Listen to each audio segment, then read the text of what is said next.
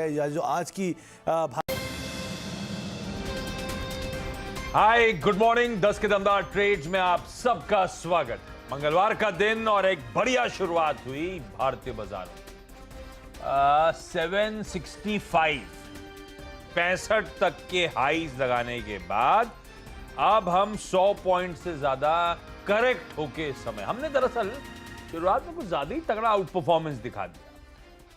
Indications थे कि हम फ्लैट खुलेंगे, ठीक था, क्योंकि यूएस के फ्यूचर्स स्ट्रेंथ दिखा रहे थे, पर हमने कल ही बहुत अच्छा आउट परफॉर्म कर दिया था अपने ग्लोबल पीयर्स से। पर आज फिर से एक सिग्निफिकेंट आउट परफॉर्मेंस शुरू हो गया खुलते ही, और वो 765 तक के जोन्स तक गए। वो 765 के जोन से थोड़ी सी प्रॉफिट टेकिंग की शुरुआत हुई और 765 वाला अब ऑफ हाइज दिखाएंगे डायरेक्टर साहब, तो समझ में आएगा कि अब तक की तस्वीर जो है ना 45 मिनट की, वो ये है ऊपरी स्तरों से हम थोड़े से कूल ऑफ होते हुए नजर आए। अब हम फ्लैटिश टेरिटरी पे इस समय कामकाज करते हुए, और ये जो कूल ऑफ होना शुरू हुए उसके पीछे बड़ी रीजन था निफ्टी बैंक। निफ्टी बैंक जो एक आउट परफॉर्मिंग पॉकेट है, उसको भी ऐसे ही प्लेस करके दिखाइए। ये देखिए आपकी स्क्रीन पे, पहले ये पॉकेट ऊपरी स्तरों से ठंडा पड़ना शुरू हुई, फ्लैट लाइन के आसपास आई, और इवेंचुअली हुआ क्या, जो दिन के हाईज निफ्टी बैंक ने बनाए थे वहां से अब हम 250 पौने 300 पॉइंट के आसपास के दबाव के साथ, या कूल ऑफ होके, दबाव वर्ड से अच्छा है कि कूल ऑफ होके अब इस समय कामकाज करते हुए। तो कल के क्लोजिंग लेवल्स के आसपास, वो फ्लैट लाइन के आसपास भारतीय बाजार इस समय कामकाज करता हुआ। ब्रेथ शुरुआत में बहुत ही अच्छी थी, वो ब्रेथ असल बैरोमीटर है थोड़ा सा प्रॉफिट टेकिंग का। ये निफ्टी 50 का, निफ्टी बैंक का परफॉर्मेंस लिमिटेड, कुछ लार्ज कैप स्टॉक्स से रिस्ट्रिक्टेड, ये है ब्रॉडर मार्केट्स। हम फिर से बड़े यूफोरिक मूव के साथ खुले। आज जो शुरुआती ब्रेथ थी 8:1, 9:1 एडवांसेस की फेवर में, इस तरह की तगड़ी ब्रेथ थी। वो ब्रेथ अब जाके धीरे धीरे स्क्वीज होती हुई और अब 1:1 के रेशियो की तरफ हम बढ़ रहे हैं। तो कहां 8:9, 9:1 और कहां अब की तस्वीर 1:1। इस तरह से ब्रॉडर मार्केट्स में प्रॉफिट टेकिंग, इस तरह से गिरने वाले स्टॉक्स बढ़ रहे हैं, बढ़ने वाले स्टॉक्स रिड्यूस होते चले जा रहे हैं। तो थोड़ी सी ऊपरी स्तरों से थोड़ी सी प्रॉफिट टेकिंग जरूर देखने को मिली। मिड कैप इंडेक्स पर से देखेंगे तो आधा % ऊपर दिखाएगा, पर ये ब्रेथ, इसलिए मैंने इसको स्पेशली मेंशन करा, ये बेहतर बैरोमीटर होगा इस समय मूड को गॉज करने की। तो थोड़ा अच्छे एंजॉय मूव्स करें और थोड़ी सी प्रॉफिट टेकिंग ऊपरी स्तरों से। और इस बीच ये जो मैं वीरू के पास कमेंट्री के लिए जाऊं, उससे पहले आज की जरा लिस्टिंग का इंतजार। आज दरअसल ड्रीम फोक्स जो कंपनी, ड्रीम फोक्स सर्विसेज, जिसको बहुत जबरदस्त रिस्पॉन्स मिला था, 57 टाइम्स ये आईपीओ सब्सक्राइब हुआ था। QIB 70 गुना, HNI 38 टाइम्स, रिटेल 44 टाइम्स। ये आईपीओ आज लिस्ट होने जा रहा है। 326 रुपए की इशू प्राइस, जो सेटल हुआ भाव एक्सचेंजेस पे 500 के ऊपर के टिक्स दिखा रहा है, यानी कि शायद 55-50% प्लस की प्रीमियम के साथ आज ड्रीम फोक्स लिस्ट होता हुआ नजर आएगा। 6, 5, 4, 3, 2, 1. Congratulations!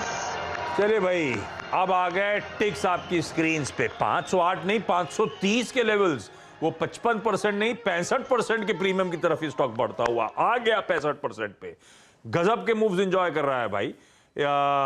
540 के लेवल्स इस समय, हर टिक के साथ मजबूती और तूल पकड़ती हुई ड्रीम फोक्स की 66-67% प्रीमियम, जबरदस्त लिस्टिंग।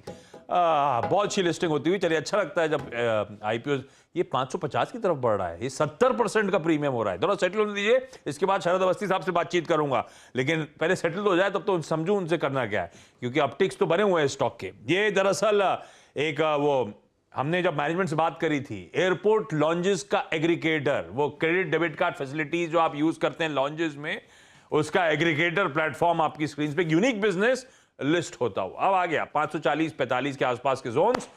अवस्थी साहब गुड मॉर्निंग। तो उम्मीद ठीक है, तो सॉलिड लिस्टिंग हो गई, 65% का प्रीमियम है। 100-150 रुपए का तो एक्सपेक्ट कर रहे थे लोग, जिस टाइप का डिमांड देखा था हमने आईपीओ के टाइम में। और डोमिनेंट पोजीशनिंग है कंपनी की, और जो स्पेस है, अगर आप कार्ड्स की स्पेस देखें, एयरलाइन की स्पेस देखें, दोनों में ये उम्मीद की जा रही है कि अगले 20-30 सालों तक लगातार ग्रोथ रहनी चाहिए। नंबर ऑफ प्लेन्स भी बढ़ेंगे, एयरलाइन कैटेगरी में पैसेंजर्स भी बढ़ेंगे, और प्लस आपके कार्ड्स की भी बढ़ने की उम्मीद है। तो तीनों ही सेगमेंट्स में मुझे लगता है 2 से 3 गुना जैसी ग्रोथ की उम्मीद है। तो लॉन्ग टर्म एक स्टेडी एसेट लाइट मॉडल है, रिटर्न रेशियोज काफी स्ट्रांग हो सकते हैं। तो उस हिसाब से एक पॉसिबली बाजार बहुत ज्यादा, और बाजार भी थोड़ा वीकनेस अभी कम है, तो वो पॉजिटिवनेस आपको प्राइसेस में दिखाई दे रही है। हाँ, गजब। ये सही कर रहा आप। वो इस तरह के सफिशिएंट नंबर्स भी वैसे एक्सपेक्ट नहीं कर रहे थे, जिस तरह से हाथों हाथ सबने लिया, 56 57 टाइम्स भरा। पर हाँ, 100 150 रुपए प्रीमियम की बात हो रही थी, तो ये तो एक्सपेक्टेशन से अच्छी, और उस एक्सपेक्टेशन अच्छी लिस्टिंग के बाद थोड़ा सा कूल ऑफ होता हुआ इस समय। लेकिन अब करना क्या है अवस्थी साहब, होता और मैं उन चुनिंदा लक्की रिटेल में होता जिनको एक लॉट शायद मिल गया होता, निकाल देता क्या? अब निकालने का समय आ गया क्या 500 के ऊपर? जी, 500 के ऊपर मुझे लगता है ये लगभग फुल्ली प्राइस्ड है। अगर हम 2 साल पहले के नंबर्स भी देखें और उसके हिसाब से इसको एडजस्ट करके भी देखें, तो ऑप्टिमिस्टिक वे में मुझे लगता है अगले 2 साल में 8.5 से 9 रुपए तक की अर्निंग आने की संभावना है। तो 9 रुपए पे अगर जिस टाइप के रिटर्न रेशियोज हैं, तो 40 का मल्टीपल मिल सकता है, 40 50 का। तो इन्वेस्टर हैं जो वो 8-10 साल वाले डीसीएफ डिस्काउंटिंग के हिसाब से स्टेडीली एक बिजनेस में रहना चाहते हैं जो बहुत हाई ग्रोथ रह सकता है, उनके लिए शायद सेंस बनेगा। बट जिनको कम अलॉटमेंट ही आई है, उनके लिए बेटर है कि वो एग्जिट कर जाए। नहीं है ना, क्योंकि अब फुल्ली प्राइस्ड है। एक अच्छा यूफोरिक मूव देख लिया, अभी फ्रेश एंट्री का मन नहीं बना अगर मैंने मिस आउट कर दिया था। हाँ, फ्रेश एंट्री इस लेवल्स पे तो मुझे नहीं लगता कि इन वैल्यूएशंस पे करनी चाहिए। बिल्कुल ठीक Sharad ji, thank you so much. Veeru, ये जो आप लॉन्जेस पे फ्री एक्सेस अपने क्रेडिट डेबिट कार्ड के थ्रू करते हैं, उससे एक कंपनी 800 करोड़ रुपए के रेवेन्यूज क्रेडिट कार्ड कंपनी से कमाती है। वो जो असल में इसका प्रीमियम इसीलिए क्योंकि के शेप रिकवरी, जो प्रीमियम चीजें और महंगी होंगी, वो के शेप रिकवरी का बेहतरीन फायदा इसकी लिस्टिंग को मिला है। अच्छी, बहुत अच्छी लिस्टिंग। लेकिन वीरू, मार्केट्स, वो जो हमने कूल ऑफ होने की बात बताई थी, उस ऊपरी तरह से ठंडा पड़ा, इसको कैसे रीड करूं? देखिए आशीष, मेरे को 100 में से अगर आप देखें 99% बिलीव था कि बैंक निफ्टी कूल ऑफ होगा। मैं सुबह आपको चिताया भी था कि 39,800 और 40,040, ये 250 पॉइंट मुश्किल हैं। ये कॉल राइटर का जोन है। ये अक्टूबर 2021 नवंबर 2021 का एक सप्लाई जोन है। लेकिन स्टे लॉन्ग की अप्रोच अभी भी रहेगी। आशीष देखिए, ये जोन थोड़ा सा डिफिकल्ट है। ये कॉल राइटर्स का जोन है, हिस्टोरिकल चार्ट्स पे इंपॉर्टेंस रखता है, पिवट पॉइंट है, बट ये टाइम लेगा लेकिन क्रॉस कर देगा, इस बात के मुझे पोटेंशियल लग रहे हैं। So stay long by the dips की जो अप्रोच है ना आशीष, वो 39,510 तक आपको कायम रखनी पड़ेगी बैंक निफ्टी में। 40,040 निकले तो एक स्विंग अच्छा मिलेगा। बैंक निफ्टी के लिए आशीष अच्छी खबर ये है, और जो कि सुबह मैंने निफ्टी के बैंक के एग्जैक्टली बाद में कही थी, और वो थी HDFC अबव 1500 अपने इस दौर के सबसे बड़े कॉल राइटर के जोन के ऊपर ट्रेड करता हुआ। That's an advantage for Nifty for the timing. Yes, ये दूसरी चीज देखिए, रिलायंस जैसे HDFC फंसा था 1500 पे, रिलायंस थोड़ा सा फंस रहा है 2600 पे। ये एक एडवांटेज है निफ्टी के लिए। आशीष याद रखिएगा, ये 17,750 जो कि मेरी सुबह की मॉर्निंग कमेंट्री में था, और आज का जो इंट्राडे हाई है 19 अगस्त से लेके अब तक के निफ्टी के चार्ट्स को रीड कीजिए। ये ट्रैजेक्टरी सबसे मुश्किल ट्रैजेक्टरी है, ये कॉल राइटर्स की ट्रैजेक्टरी है। इसको क्रॉस करने में थोड़ी मशक्कत तो लगेगी, थोड़ा सा अगर आपको दमखम दिखाना पड़ेगा, आप लोअर लेवल्स पे आएंगे, but till the time 596.10 screen पे है, the shortest moving average 10 day exponential moving average. मैं लॉन्ग की ही अप्रोच रखूंगा। 60-70 पॉइंट का रिस्क है, वो आपको लेना पड़ेगा। 610-590 base suggested stop loss for Nifty, Nifty bank के लिए करीब करीब 39,510 39,480, और स्टे लॉन्ग की अप्रोच रखिए। एक मुश्किल जोन है, but I think it will take time, but निकल जाएगा। आशीष, ये हो गया मार्केट्स पे मूड चेक। और दिखाइए भाई आज के दोनों एक्सपर्ट। 10 के धंधा ट्रेड्स में आज हमारे साथ सचिन है और साथ साथ सतपुते साहब, आप दोनों का स्वागत है। ये सचिन, मुझे लगा कल तक तो आप दाढ़ी उगा रहे हैं, ये क्लीन शेव कर दिए? Good morning Ashish ji, good morning Virendra ji. Yes, थोड़ा सा कुछ ट्रीटमेंट चल रही थी, इसीलिए मैंने वो रखा हुआ था, एंड वो सक्सेसफुल हो गई तो निकाल दी। हाँ, कल मैं पूछना था जिलेट का स्टॉक शॉर्ट तो नहीं करना, लेकिन ऐसा कुछ करने की जरूरत नहीं है। ठीक है, एक दिन के सचिन, आज के 10 के दमदार ट्रेड्स कौन से? जी आशीष जी, इनफैक्ट जिस तरीके से मार्केट अभी भी प्लेस्ड है, अगर हम ओवरऑल डेटा देखें तो पिछले मंगलवार में एक काफी बड़ी सिग्निफिकेंट प्राइस एक्शन हुई थी और इसी पर्टिकुलर प्राइस एक्शन के अंदर काफी सारी कंसेलिंग बॉडीज बन रही थी ऑन द डेली स्केल। तो यहाँ पर एक सीक्वेंस बन रही थी इनसाइड बार्स की, वो एक अच्छा कॉन्ट्रैक्शन है एंड उस कॉन्ट्रैक्शन से आज के सत्र में एक अच्छा ब्रेकआउट भी नजर आया है। तो वो ब्रेकआउट होने के बाद एक अच्छा रेजिस्टेंस यहाँ पर फेस हुआ है 17,780 के हर्डल के आसपास एंड वापस मुझे लग रहा है एक अच्छी पुल बैक अपॉर्चुनिटी बन सकती है मार्केट में। ओवरऑल अगर हम अगले कुछ हफ्तों की बात करें तो मुझे लग रहा है यहाँ पर इमीडिएट बेसिस पे थोड़ी सी जो कूल ऑफ हो रही है वो थोड़ी एक्सटेंड होनी चाहिए। आई थिंक 17,580 560 ये एक अच्छा जोन है जहां पर मुझे लग रहा है वापस रीडिप्लॉय करने चाहिए longs on the Nifty and जब तक ये 17,480 के नीचे क्लोजिंग नहीं देता, आई थिंक तब तक ये जो शॉर्ट टर्म स्क्वीज से ब्रेकआउट हुआ है उसका पैटर्न इम्प्लीकेशन बुलिश ही रहना चाहिए। तो यहाँ पर जरूर इस पर्टिकुलर कूल ऑफ में खरीदारी करने की ही सलाह होगी। थोड़ा सा मुझे लग रहा है जिस लेवल पे अभी हम ऑस्किलेट कर रहे हैं, मुझे लग रहा है थोड़ा सा और ड्रिफ्ट हो सकता है निफ्टी। सो 17,580 से 540 आई थिंक एक डिपेंडेबल जोन होगा जहां पर कुछ लॉन्ग्स डिप्लॉय किए जा सकते हैं। बैंक निफ्टी में भी क्लियरली जिस तरीके से डेटा है, आई थिंक 40,000 से लेके 39,530 आई थिंक इसी पर्टिकुलर जोन में अगले कुछ दिनों का समय निकाल सकता है बैंक निफ्टी। तो नेट यहाँ पर मुझे लग रहा है लॉन्ग्स की ही ट्रेडिंग पोजीशंस आपको डिप्लॉय करनी है। जो पहला स्टॉक मेरे रेडार में आया है आज के सत्र में वो है अपोलो हॉस्पिटल। क्लियरली अगर हम इसका 60 मिनट्स डेटा देखें तो वहां पर एक इनवर्स हेड एंड शोल्डर से काफी कॉन्फिडेंट ब्रेकआउट नजर आया है। इसकी नेकलाइन थी अराउंड 4360 के आसपास, उसके ऊपर इसने अच्छी एक ट्रेंडिंग मूव एस्टैब्लिश की है। तो जिस तरीके से ये स्ट्रक्चर है, इसके पैटर्न टारगेट्स लगभग अराउंड 4560 के आसपास प्लेस्ड है।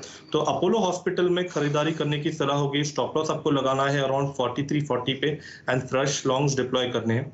जो सेकंड स्टॉक हमारे रेडार पे आया है, इनफैक्ट वीकली स्ट्रक्चर काफी शानदार है। वीकली चार्ट पे अगर हम देखें तो इस पे एक काफी कॉन्फिडेंट फ्लैग ब्रेकआउट एस्टैब्लिश हुआ था। स्टॉक का नाम है SRF। तो अगर हम आज का डेटा भी देखें तो वहां पर एक ओपन लो फॉर्मेशन है एंड ये ओपन लो फॉर्मेशन डेसिमल्स में एस्टैब्लिश हुआ है। काफी सिग्निफिकेंट ऑब्जर्वेशन होते हैं ये इंट्राडे ट्रेडिंग के लिहाज से। अगर हम इसका भी 30 मिनट्स डेटा देखें तो वहां पर भी 5 and 20 क्रॉसओवर है, एक पॉजिटिव संकेत है एंड प्लस इसका डेली चार्ट पे ADX काफी अच्छी तरह ट्रेंड हो रहा है 25-28 जोन के ऊपर। तो ये अच्छे संकेत है कि जो ब्रॉडर स्ट्रक्चर है वो पर्टिकुलर मूव जो एस्टैब्लिश हुई है वो ट्रेंडिंग ही रहनी चाहिए ऑन द हायर साइड। तो यहाँ पर SRF में भी खरीदारी करने की सलाह होगी। स्टॉप लॉस आपको लगाना है अराउंड 2620 पे एंड पोजिशनल टारगेट होगा अराउंड 2730 पे। अपोलो हॉस्पिटल्स, SRF दोनों में खरीदारी करने का मन। अपोलो हॉस्पिटल पिछले शो में भी डिटेल में एक्सपर्ट्स ने बातचीत भी करी थी। पसंद यहां पे सचिन को भी आता हुआ। सतपुते साहब, या आपके कौन से स्टॉक? आशीष जी देखिए, यहाँ पे आपको एक लॉन्ग और एक शॉर्ट का कॉम्बिनेशन रखूंगा। आईटी में वीकनेस है तो वहां पे सेल करूंगा। 3480 के स्टॉप लॉस के साथ कोफोर्ज को बेचे। इसका जो पहला टारगेट होगा वो रहेगा 3370 का, 3370 का। तो करंट लेवल से करीबन 70-80 रुपए का फॉल कोफोर्ज में आएगा।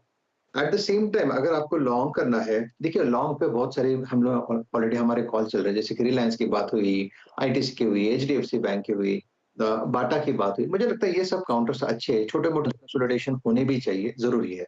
लेकिन कहीं पे मोमेंटम आ रहा है आज, वो है सिप्ला में। तो आज के लिए सिप्ला का बाय रहेगा 1040 करंट प्राइस है, 1028 का स्टॉप लॉस रहेगा, टारगेट रहेगा 1060 का। कोफोर्ज एक सेल, सिप्ला एक बाय कॉल। ये आगे बढ़िया से 10 के दमदार ट्रेड्स। और अब जरा मार्केट बिग वॉइसेस की पर फोकस कर लिया जाए। और आज हमारे साथ निर्मल बंग इंस्टीट्यूशनल इक्विटीज के CEO राहुल अरोड़ा साहब हैं। राहुल जी आए, गुड मॉर्निंग। राहुल जी, आप लोग IPO में पैसा डालते हो क्या? ड्रीम फोक्स में डाला था क्या? On a case to case basis Ashish ji देखते हैं। इसमें हमने एक्चुअली एक सब्सक्राइब नोट निकाला नहीं था, लेकिन स्पेस बहुत इंटरेस्टिंग है Ashish ji. I think listing तो ऑफ कोर्स काफी धमाकेदार हुई है, लेकिन अगर आप उसके FY20 के नंबर्स देखें तो there are very few companies in India जिनके ROEs ROCs 47-48% हैं। और मार्जिन प्रोफाइल भी आई थिंक FY20 में कुछ जो प्री कोविड ईयर था कुछ आई थिंक 10 से 10.5% का एबिटा मार्जिन था। तो आई थिंक जिस तरह से आप देख रहे होंगे डोमेस्टिक ट्रैवल और इंटरनेशनल ट्रैवल जिस तरह से बढ़ रहा है, जिस तरह से प्रायोरिटी पासेस की इशुएंसेस हो रही हैं for an airport services aggregator, I think इसका फ्यूचर काफी हद तक ब्राइट हो सकता है। लेकिन यही आशीष जी, अगर आपने आज की लिस्टिंग देखी है और जिस तरह के रिटर्न्स मिले हैं, मुझे लगता है कि यहाँ से रिटर्न्स इमीडिएटली थोड़े मॉडरेट हो जाएंगे, क्योंकि काफी हद तक एक लिस्टिंग गेन बन चुका है। लेकिन ये एक बहुत ही बेहतरीन कंपनी है। आई थिंक हालांकि हमने नोट नहीं निकाला था, लेकिन मैं इसके बारे में काफी पढ़ रहा था। बहुत ही यूनिक है। टिपिकली हम लोग एक स्कैर्सिटी प्रीमियम देते हैं स्टॉक को, तो ये एक तरह से एक कॉन्सेप्ट स्टॉक है मार्केट में। आपको याद होगा जब जुबिलेंट फूड वर्क्स था लिस्ट हुआ था, या PVR आइनॉक्स एक जमाने में, तो जब चॉइसेस किसी एक सेक्टर में कम हो जाते हैं तो वैल्यूएशंस कभी डिस्प्रोपोर्शनेट हो जाते हैं। डिक्सन टेक्नोलॉजीज एक दूसरा नाम है जो मेरे जहन में आ रहा है।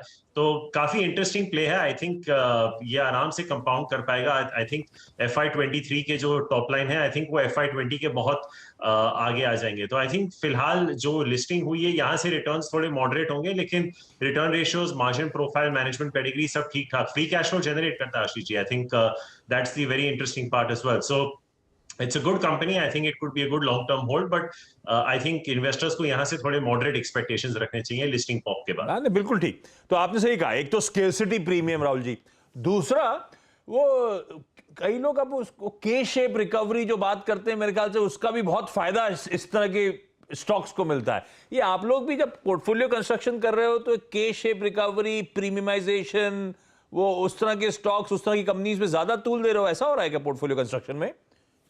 आशीष जी, अल्फाबेट्स पे तो थोड़ी पकड़ कमजोर है, तो हम उस तरह की रिकवरी नहीं देखते। लेकिन हाँ, ऑब्वियसली आप ट्रेंड्स देखते हैं कि क्या ट्रेंड्स उभरने वाले हैं मार्केट में, और उस बेसिस पे हम अपने फंड मैनेजर्स या क्लाइंट्स को रेकमेंड करते हैं कि हमें लगता है कि ये थीम प्ले आउट हो जाए। लेकिन देखिए आशीष जी, सबसे बेहतरीन बात मार्केट की ये है कि इतने सारे रेट हाइक्स हो गए हैं इंडिया में, US में, दुनिया भर में। एक लिक्विडिटी विड्रॉल की साइकिल भी चालू हो चुकी है। सबको मालूम है कि GDP ग्रोथ नंबर्स रिवाइज होकर नीचे आने वाले हैं। ये पिछले 3-4 महीने से चल रहा है, लेकिन आप निफ्टी देखिए 5-6% दूर है ऑल टाइम हाई से। आई थिंक 17,600 17,007, और मार्केट का ऑल टाइम हाई 18,600 है। तो एक बहुत ही बेहतरीन रेजिलियंस आ गया मुझे लगता है मार्केट में। आपको थीम्स ढूंढने होते हैं आशीष जी। आई थिंक यहाँ पे भी मुझे लगता है कि वैल्यू है मार्केट में। ऐसा नहीं है कि पूरा मार्केट इतना एक्सपेंसिव हो गया कि आपको वैल्यू नहीं दिखे, बट मुझे लगता है अगर आप सिलेक्टिवली थीम्स या स्टॉक्स में एंटर करें, यहां से भी आपका काफी हद तक पैसा बन सकता है। तो ऐसी थीम्स, ऐसे स्टॉक जिस पे आप अभी भी कंस्ट्रक्टिव हो राहुल जी? आई थिंक आशीष जी देखिए, आई थिंक कुछ 18 महीने रह गए हैं जनरल इलेक्शंस के लिए 2024 के। आई थिंक यहाँ से इंक्रीमेंटली गवर्नमेंट का फोकस जॉब क्रिएशन और इंफ्रास्ट्रक्चर स्पेंडिंग पे रहेगा काफी हद तक, और इसका एक रिजल्टेंट इम्पैक्ट कंजम्पशन पे भी आएगा। तो मुझे लगता है कि infra would be a very very big beneficiary. Ports, roads, highways, names like PNC Infra, KNR Constructions, you could even look at some names like Adani Ports, etc., which have very good assets underlying.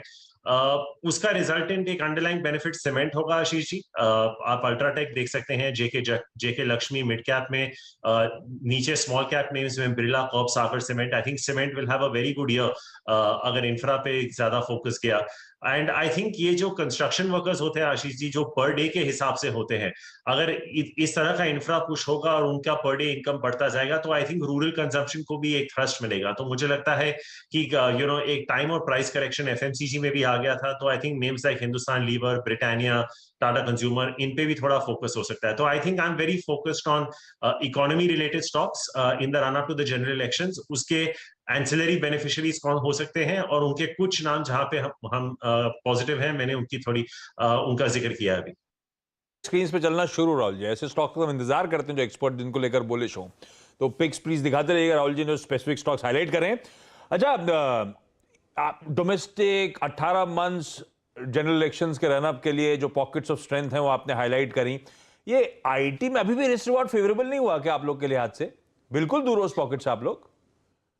देखिए आशीष जी, हो क्या गया था कि जो pandemic के जो 18-20 महीने थे, उसमें आईटी स्टॉक्स परसेंटेजेस में ऊपर नहीं गए थे, वो मल्टीपल टाइम्स ऊपर गए थे। आई थिंक एक उदाहरण के तौर में मैं अगर आपको बताऊं, आई थिंक परसिस्टेंट उस 18-20 महीने में 5 से 6 गुना बढ़ चुका था। तो आई थिंक अगर आप हिस्टोरिकल वैल्यूएशंस देखें, कुछ समय पहले आप कोफोर्ज की चर्चा कर रहे थे किसी और मार्केट एक्सपर्ट के साथ, तो मुझे लगता है कि काफी हद तक Ashish ji 1 to 2 standard deviation above mean चले गए थे आईटी स्टॉक्स। अब सिचुएशन ये है आशीष जी कि हमारी आईटी कंपनीज का करीबन 55 to 65% डिपेंडेंस यूएस और यूरोप से आता है और उसके अंदर बीएफएसआई से आता है। तो अगर वो कंट्रीज शार्प स्लो डाउन में चले गए तो ऑब्वियसली यहाँ पे रिजल्टेंट इंपैक्ट होगा।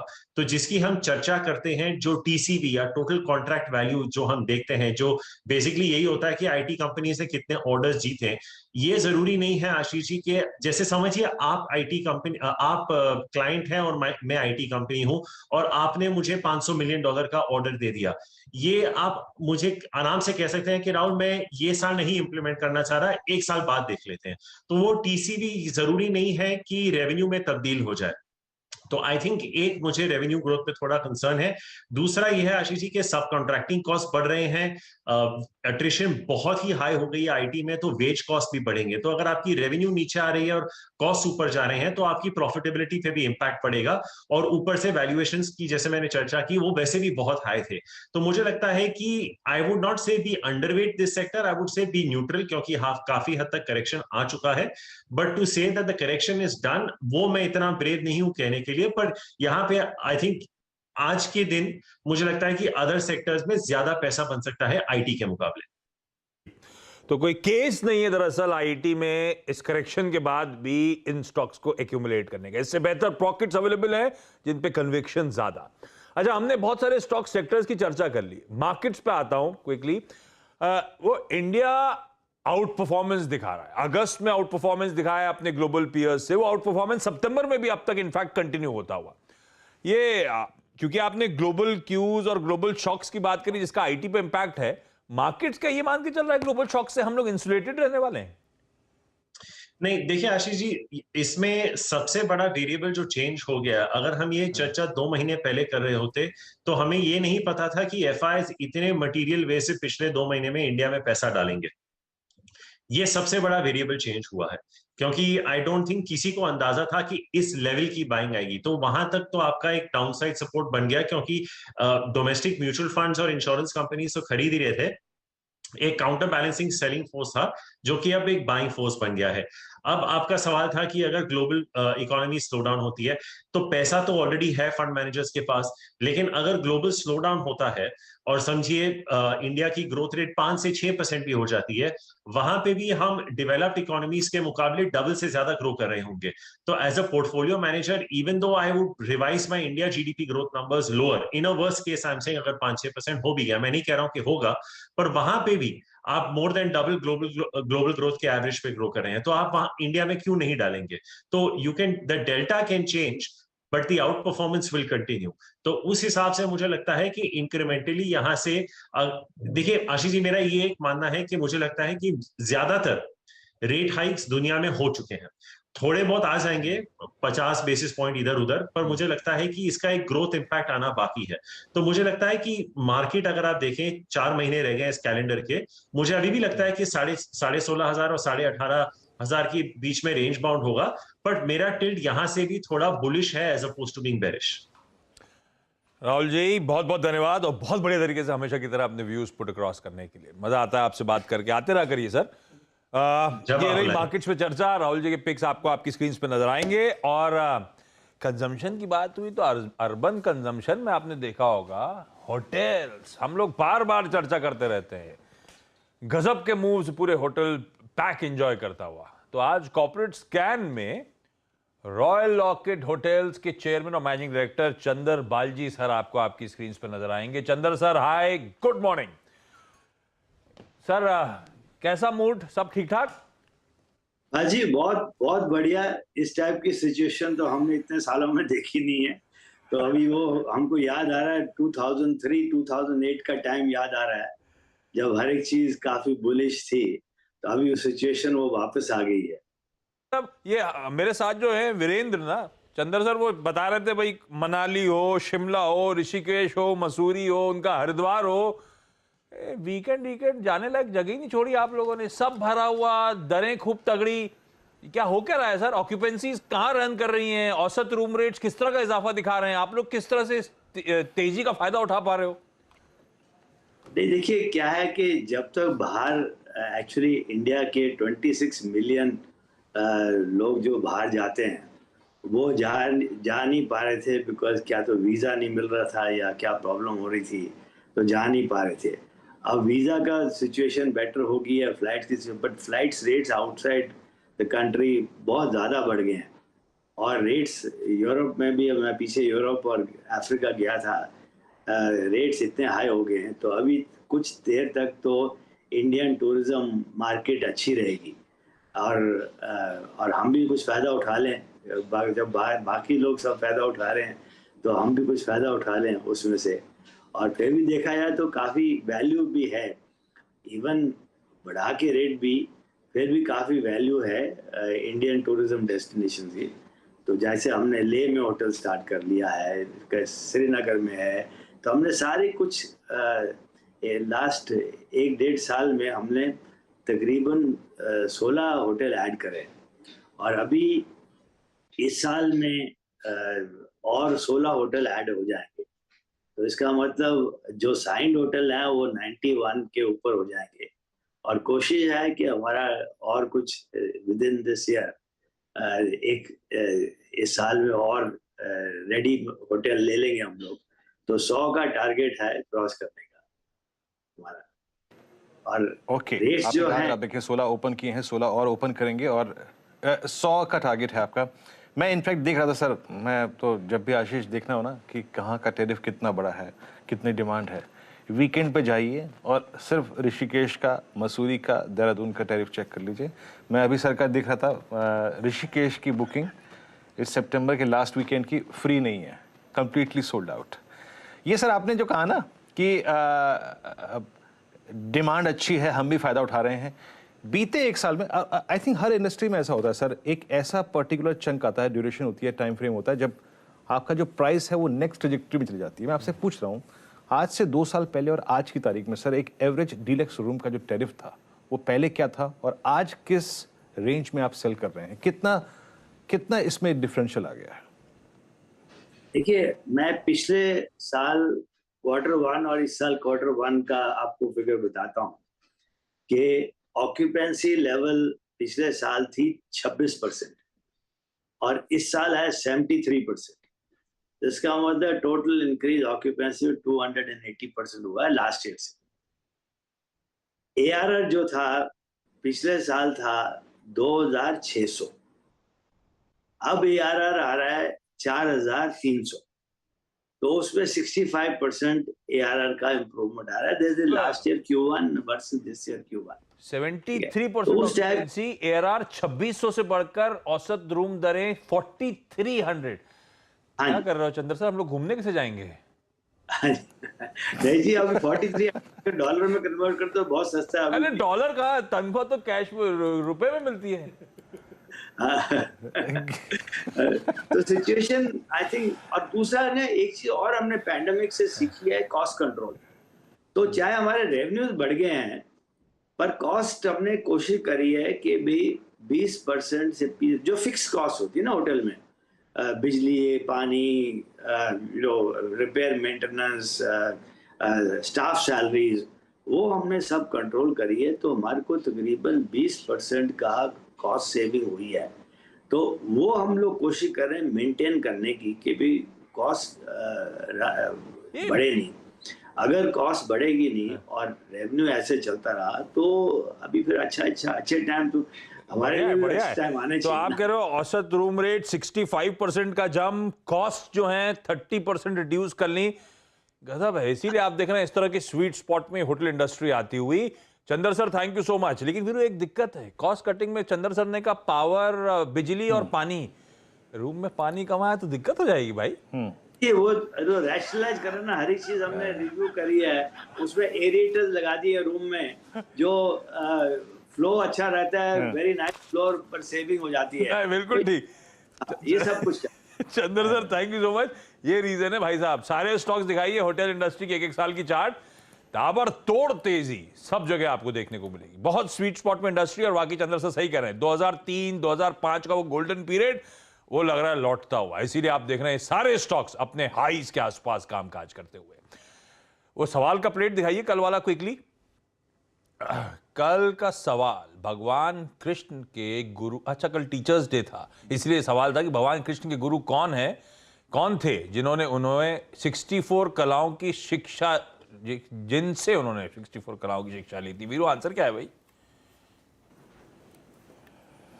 जी हाँ, इनके गुरु का नाम था संदीपनी। हाँ, और बलराम और श्री कृष्ण जी ने जो थी अपनी शिक्षा और 64 कलाओं की जो विद्या थी वो उन्हीं से ली थी। देखिए, संदीपनी शब्द का अर्थ होता है साधु। अब संदीपनी ही क्यों बने बलराम के और श्री कृष्ण के, मतलब भगवान के गुरु जो थे? कहते हैं कि संदीपनी जो थे वो एक बहुत एवरेज स्टूडेंट थे। जब उनकी खुद की शिक्षा हो रही थी आशीष, जब वो खुद शिक्षा ग्रहण कर रहे थे अपने गुरुओं से, बहुत एक एवरेज स्टूडेंट थे। लेकिन उनका अपने गुरु के प्रति जो डेडिकेशन था, और डेडिकेशन इस प्रकार का कि उनके गुरु ने एक बार जज करने के लिए कि मेरे जो स्टूडेंट्स हैं वो कितने डेडिकेटेड हैं, सबसे बोला यार एक काम करो, ये मेरा जो बेटा है इसको उठा के इस कुएं में आप डाल दो। किसी ने नहीं डाला, संदीपनी ने उठा के उस बच्चे को कुएं में डाल दिया। ये डेडिकेशन था, गुरु ने जो कह दिया सो कह दिया। बाद में उस बच्चे को बाहर निकाल लिया गया।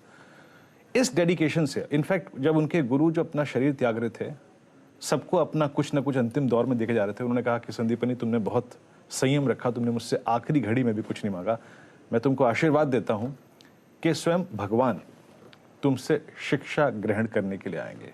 तो इसीलिए श्री कृष्ण ने और बलराम ने उन्हीं से शिक्षा ली।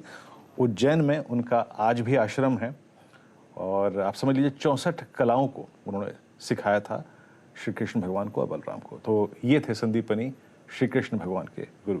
आशीष, चलिए ये बढ़िया सा आंसर, सबके दिमाग की चाक्षु खोलने में मदद मिलती है इन सवालों से। लेकिन सुमित के पास जाने का समय है भाई, आज तो टाइम पे आने, थोड़ा सा कोशिश करी हमने, मेरी घड़ी पे नजर करके मैं घड़ी पे नजर रख रहा हूं। ये सतपुते साहब और सचिन ने लंबे लंबे आंसर दिए, हम तो छोटे छोटे सवाल पूछते हैं। अच्छा, इनके शो में भाई आपकी क्वेरीज तो सॉल्व होंगी। विनिवेश पर एक बड़ी खबर आने की तैयारी हो रही है, लक्ष्मण जी पहुंचने वाले हैं।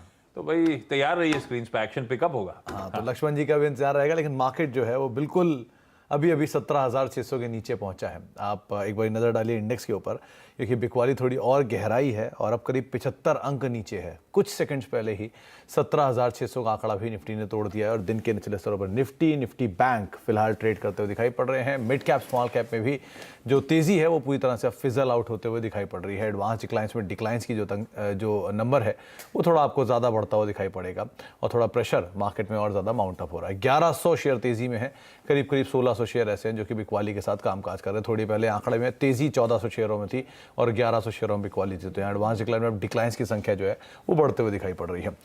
बातचीत करेंगे हम प्रकाश गाबा से, आपके सवालों के जवाब लेंगे। साथ ही साथ लक्ष्मण जी कुछ ही देर में हमारे साथ मौजूद होंगे विनिवेश पर एक बड़ी खबर लेकर। लेकिन पहले देख लेते हैं हेडलाइन।